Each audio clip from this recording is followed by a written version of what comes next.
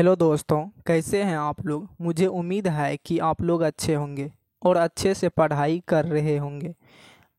इस वीडियो में आपको बताने वाले हैं NCERT class 8th science chapter 15 जंतुओं में जनन, और इसके अंतर्गत जितने भी प्रश्न हैं सभी प्रश्न का उत्तर करेंगे। चलिए स्टार्ट करते हैं अभ्यास से। पहला है, सही विकल्प पर सही का निशान लगाइए। कॉम है, जीवों में निरंतरता के लिए आवश्यक है पाचन, श्वसन, प्रजनन, संचरण। इसका राइट आंसर हो जाएगा ऑप्शन नंबर 3 प्रजनन। अगला क्वेश्चन है खो, अलैंगिक प्रजनन में भाग लेते हैं 2 जीव, 3 जीव, कोई जीव नहीं, 1 जीव। अलैंगिक प्रजनन में 1 जीव भाग लेते हैं। अगला क्वेश्चन है, लैंगिक प्रजनन में भाग लेते हैं 2 नर जीव, 1 नर एवं 1 मादा अथवा 1 उभयलिंगी, 2 मादा जीव, इनमें से कोई नहीं। इसका राइट आंसर हो जाएगा दूसरा नंबर, 1 नर एवं 1 मादा अथवा 1 उभयलिंगी। क्लियर। अगला है, आंतरिक निषेचन होता है मादा शरीर के बाहर, नर शरीर के बाहर, मादा शरीर के अंदर, नर शरीर के अंदर। इसका राइट आंसर हो जाएगा 3 मादा शरीर के अंदर आंतरिक निषेचन होता है। अगला है, मादा जननांग है वृषण, गर्भाशय, शिश्न, शुक्र वाहिनी। इसका राइट आंसर हो जाएगा दूसरा गर्भाशय। अगला क्वेश्चन है दूसरा, सत्य कथन के सामने सही तथा असत्य कथन के सामने गलत का चिन्ह लगाइए। अमीबा मुकुलन द्वारा प्रजनन करता है, वो असत्य है, मतलब गलत है। दूसरा, मेढक में बाह्य निषेचन होता है, हाँ बाह्य निषेचन मेढक में होता है, सही है। अलैंगिक प्रजनन की क्रिया में निषेचन होता है, नहीं, अलैंगिक प्रजनन की क्रिया में निषेचन नहीं होता है, गलत है। शुक्राणु नर युग्मक है, हाँ शुक्राणु नर युग्मक है। अंडाशय से शुक्राणु निकलते हैं, नहीं, अंडाशय से शुक्राणु नहीं निकलते हैं, गलत है। अगला क्वेश्चन है, प्रजनन से क्या समझते हैं। इसका उत्तर हो जाएगा, सजीवों में अपनी जैसी संतति उत्पन्न करने के लक्षण पाए जाते हैं। अपने वंशवृद्धि एवं जाति की निरंतरता बनाए रखने के लिए सभी जीव एक विशेष क्रिया करते हैं जिसे प्रजनन कहते हैं।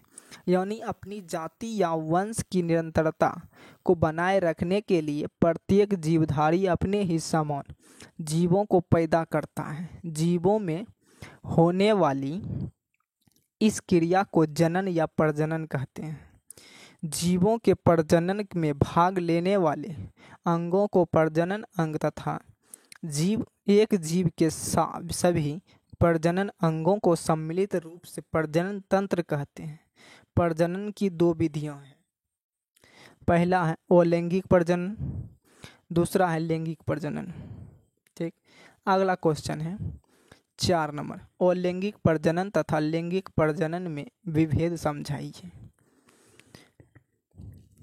अब इसका उत्तर हो जाएगा, प्रजनन की 2 विधियां होती हैं, पहला है अलैंगिक प्रजनन, दूसरा है लैंगिक प्रजनन।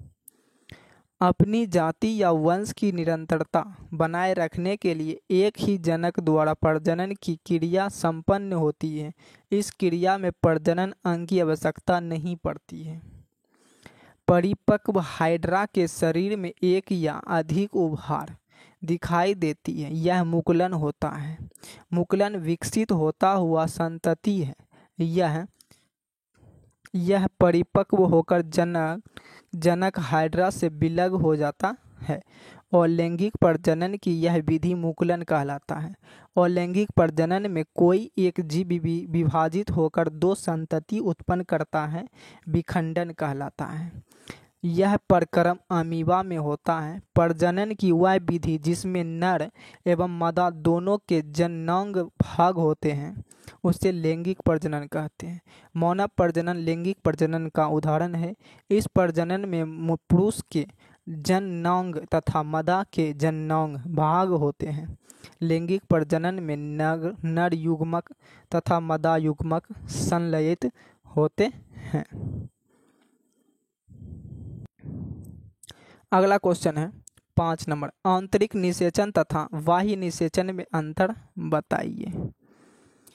इसका उत्तर हो जाएगा शुक्राणु और अंडाणु लैंगिक प्रजनन के द्वारा निषेचित होकर या संलयित होकर मदा गर्भाशय में रोपित हो जाता है।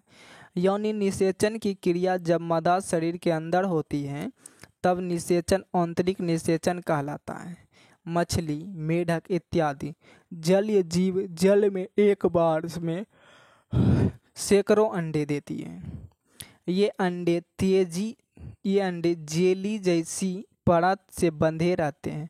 मादा जैसे ही अंडे देती है उसी समय नर मेढक शुक्राणुओं को जल में छिड़क देता है। शुक्राणु तैरते हुए अंडों से जा मिलते हैं। इस तरह अंडे निषेचित हो जाते हैं। जल में सभी अंडे निषेचित नहीं हो पाते हैं, यानी अंडाणु एवं शुक्राणु का निषेचन जब मादा के शरीर के अंदर नहीं होता है तो ऐसे निषेचन को बाह्य निषेचन कहते हैं। क्लियर है। अगला क्वेश्चन है शिशु के लिंग निर्धारण का क्या अर्थ है। इसका उत्तर हो जाएगा मानव के प्रत्येक कोशिकाओं में 23 जोड़ा अर्थात 46 गुणसूत्र होते हैं, जिसमें से 22 जोड़े अर्थात 44 गुणसूत्र पुरुष तथा स्त्रियों में समान प्रकृति के होते हैं और संतति में रंग, लंबाई एवं शारीरिक बनावट के लिए उत्तरदायी होते हैं।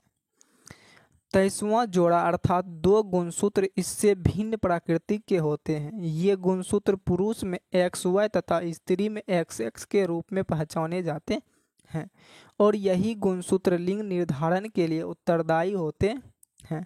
शुक्राणु में X तथा Y 2 प्रकार के लिंग गुणसूत्र होते हैं, जबकि अंडाणु में केवल X प्रकार के ही गुणसूत्र पाए जाते हैं।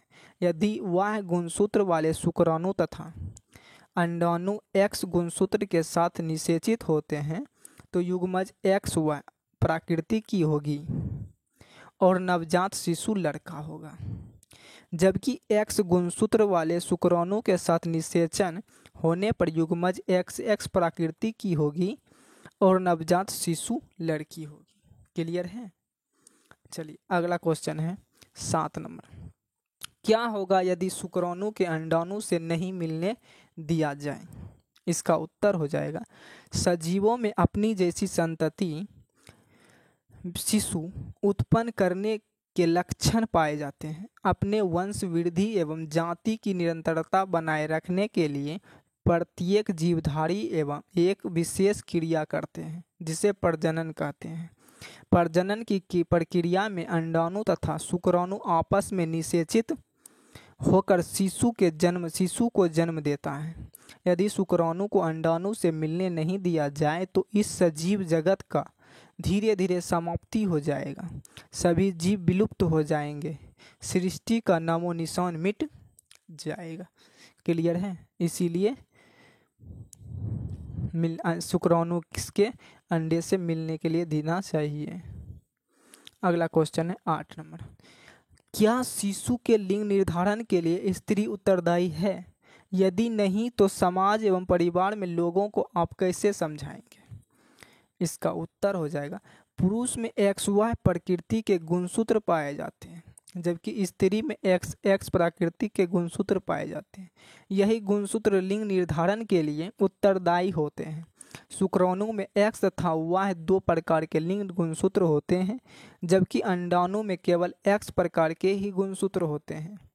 यदि Y गुणसूत्र वाले शुक्राणु तथा अंडाणु X गुणसूत्र के साथ निषेचित होते हैं तो युग्मनज XY प्रकृति की होगी तथा नवजात शिशु लड़का होगा, जबकि X गुणसूत्र वाले शुक्राणु के साथ निषेचन होने पर युग्मनज XX प्रकृति की होगी और नवजात शिशु लड़की होगी। इस प्रकार लिंग निर्धारण में स्त्री उत्तरदायी नहीं होती है। समाज और परिवार में लोगों को इसी प्रकार समझाएंगे। क्लियर है। अगर आप लोग को हमारी वीडियो पसंद आए तो चैनल को सब्सक्राइब करके वीडियो को लाइक कर दें और अपने दोस्तों के साथ शेयर कर दें। आज की क्लास यहीं तक, फिर मिलते हैं अगले क्लास में। तब तक के लिए धन्यवाद।